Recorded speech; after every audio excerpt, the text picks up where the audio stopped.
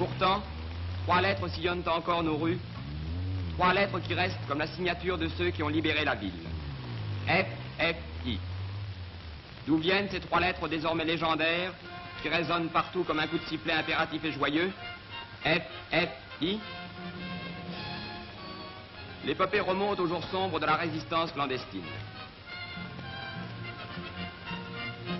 Des hommes, des femmes commençaient à faire entendre, secrètement, des paroles de courage. Des messages cheminaient.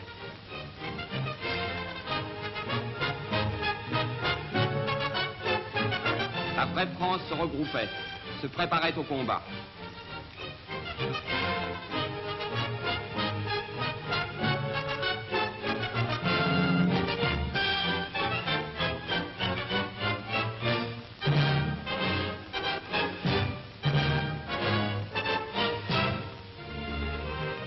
Peu à peu, au sein de la résistance, les plus hardis passaient à l'action directe.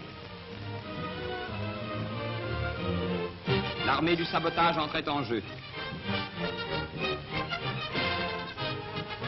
Des hommes risquaient leur vie pour désorganiser l'ennemi, ses approvisionnements, ses transports.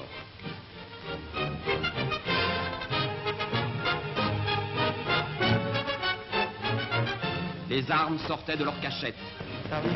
Ainsi se constituait le noyau d'une armée véritable. Quels étaient ces hommes qui préparaient ainsi les armes secrètes de la France?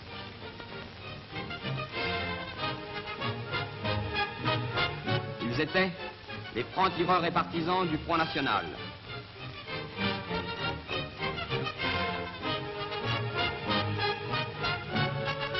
Les corps francs du mouvement de libération nationale. Ceux de la résistance, l'organisation civile et militaire, et d'autres encore qui sont venus former les forces françaises de l'intérieur. Et voici le COMAC, le comité d'action militaire du Conseil national de la résistance.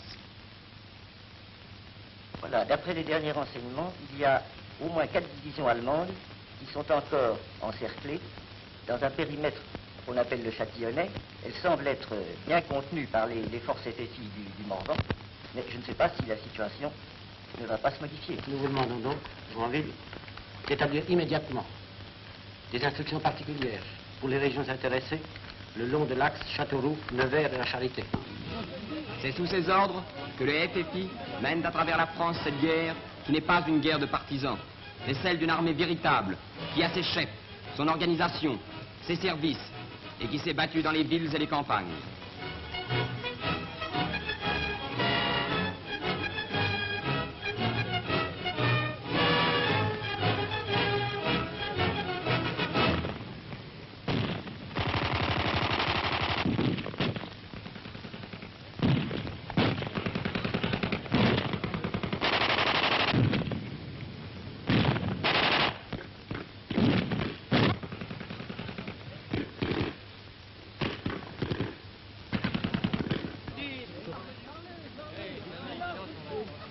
C'est elle qui, après avoir libéré les rues de la capitale, achève maintenant de nettoyer ses maisons.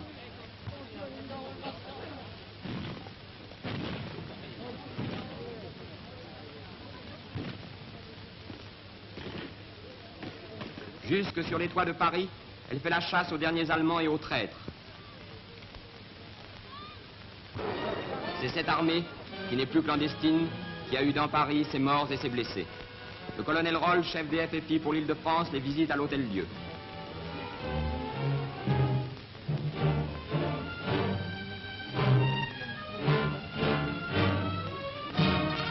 Puis, en compagnie du général Revers, il passe en revue, à la caserne de Reuilly, les contingents qui se préparent à monter en ligne.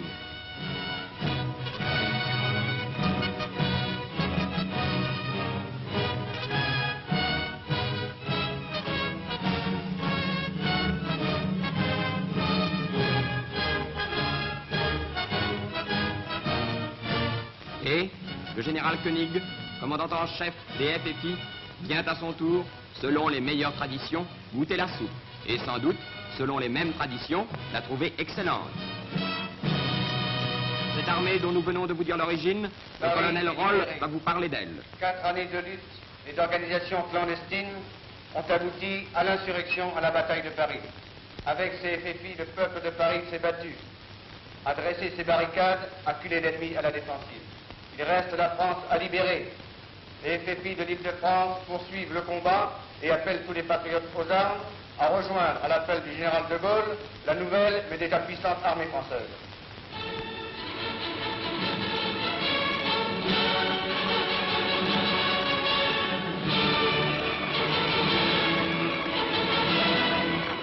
La voici qui monte au combat. Cette armée que Paris et la France ont adoptée. Cette armée qui, selon le mot du général de Gaulle, appartient à la France tout entière.